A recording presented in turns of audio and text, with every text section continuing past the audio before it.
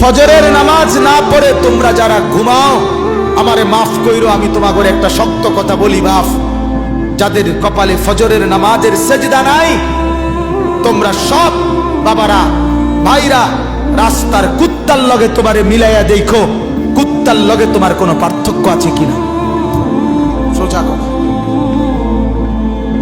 কুত্তার সাথে মিলাই দেখো, কুত্তার লগে।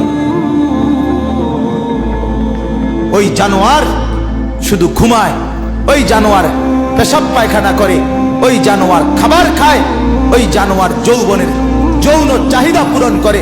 তুমি জানোয়ার একই রকম, ওই জানোয়ার সেজদা ছাড়া জাগলো, তুমি জানোয়ারও সেজদা ছাড়া জাগলা। যদি বিবেক থাকে, লজ্জা থাকে, যদি মার দুধ খেয়ে থাকো, যদি মুসলমানের বাচ্চা হয়ে থাকো, যদি ইমানের রক্ত থাকে, ইমানের বিন্দু থাকে, তো যদি কানে আজান শুনে থাকো, আল্লাহর কষ্টে নামাজ পড়ো, বলো ইনশাআল্লাহ।